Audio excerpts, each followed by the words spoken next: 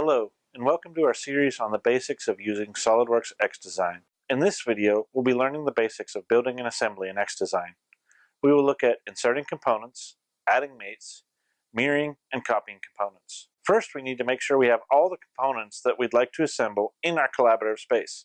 To do this, we will need to import some IGES files. If you modeled the clamp base and clamp link in our other videos, feel free to use those parts. If not, they are included for import as well. If you prefer to practice and model the parts, PDF dimension drawings will be provided. Feel free to pause this video, model the parts, and continue the video when they're completed. Click on the link in the description to download a zip file containing all the needed components. Once the files are extracted, click on the Manage bar and the icon with the arrow pointing to the left is Import.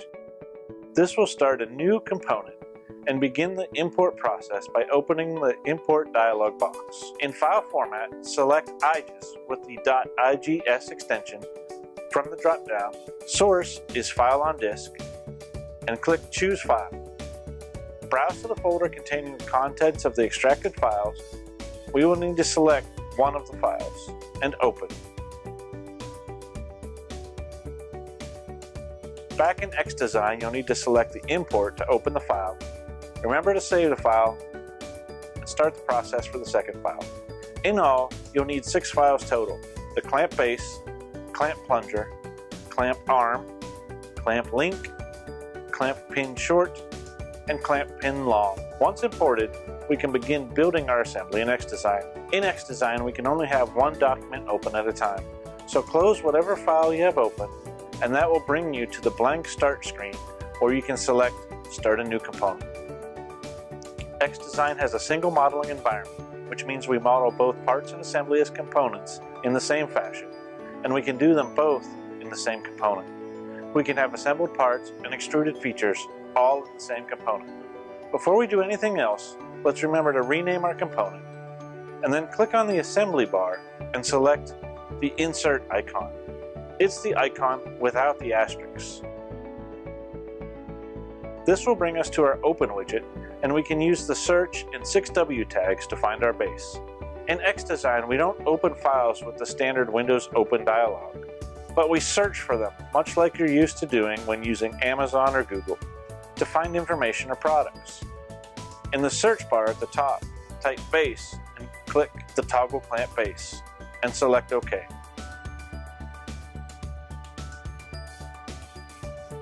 This will insert the clamp into the assembly as the first part, fixing the part in position, aligning the default planes of the part with the assembly component. To hide any unwanted planes from view, simply select the plane and select the Hide icon. Notice if we expand the arrow next to our base, we have access to all the features we used to create the base. In this case, we want to use a plane in the middle of our base to center our arm later, so I'll select that plane and pick Show. Time for our second part. Click Insert, and this time search for the plunger.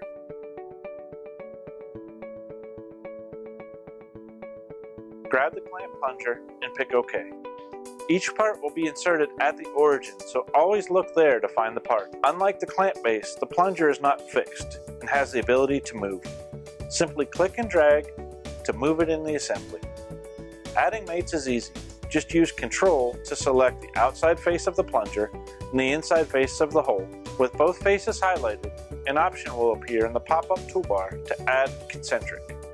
Pick the concentric icon to open the dialog box and OK to add the mate.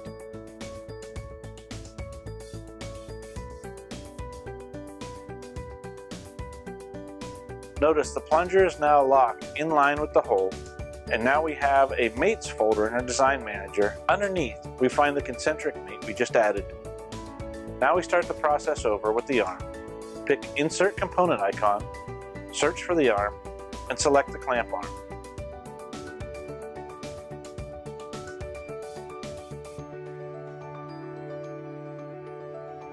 Notice the clamp arm is at the origin, but turned 90 degrees from our needed orientation. It is easy to correct. First, click and drag the arm away from the origin. Next, if we select the arm component in the Design Manager, a nice move triad will appear on the screen. We can use the straight arrows to move the part linearly, and the arcs to rotate the component. Snapping in the exact position won't matter. The mates will determine the final orientation. It's not necessary to move and rotate the component. You can just start adding mates. I've found in my years of using design software, it is easiest to rotate it into the rough orientation as needed before adding any mates. It's just a good design practice to get in the habit of using. Now let's select the hole on the back of the arm and the hole at the back of the clamp and add a second concentric mate.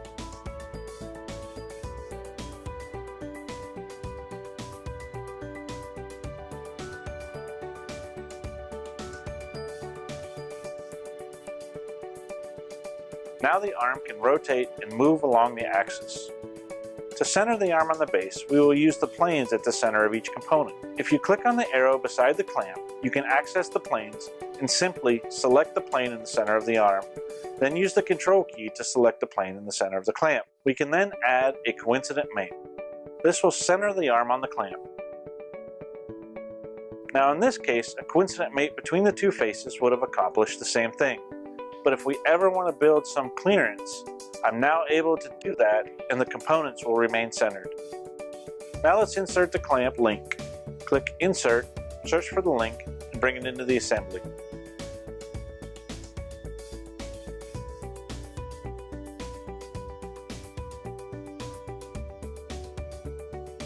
Use Move and Rotate to position the clamp in a rough orientation needed, then add a concentric mate between the hole in the clamp link and the hole in the arm.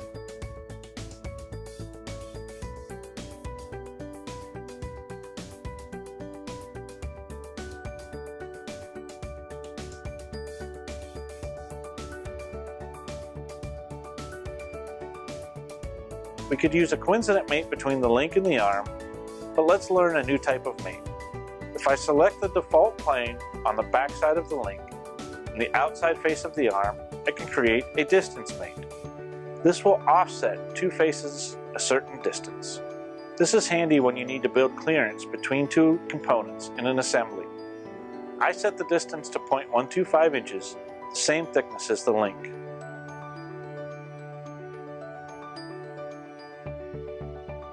Now a second concentric mate between the hole in the link and the hole in the plunger needs to be added.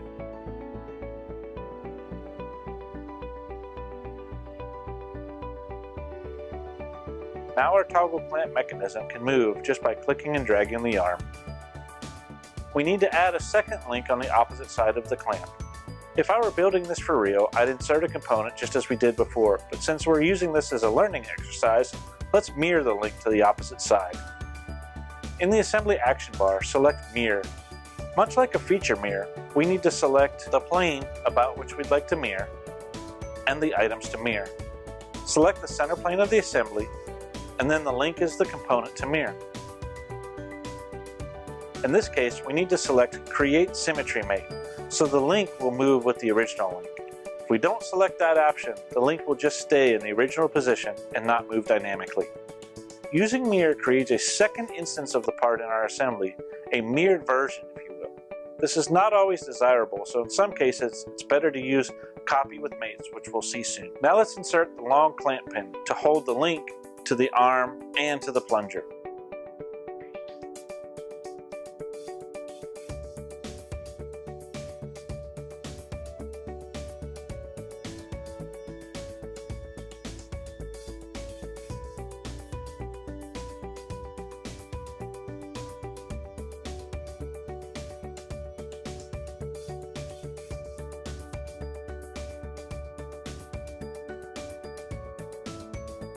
We will assemble the pin between the link and the arm first. Use a concentric mate between the shaft of the pin and the hole.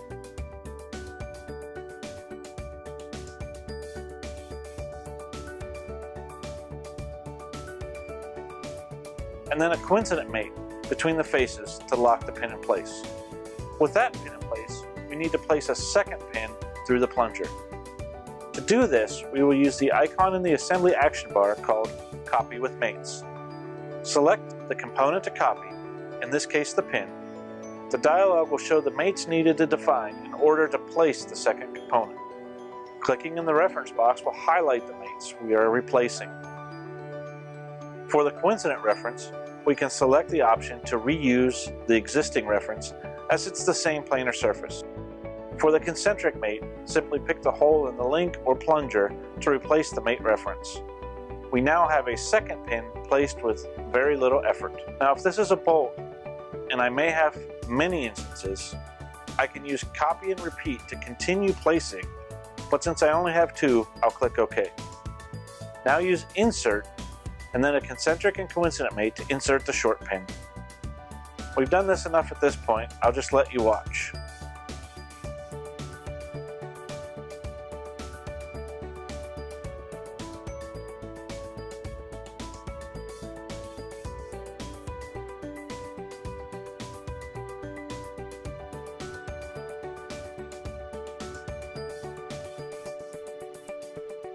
We now have our complete toggle clamp assembly. It's a good time to save. If you search through the Design Manager, under the mates you'll see that xDesign captured and grouped every mate we added building the assembly. If you highlight the mate, the related components will highlight as a convenient method to see which mates are related to which parts. This concludes our lesson on creating assemblies. Please check out any of our other lessons about designing in SOLIDWORKS xDesign.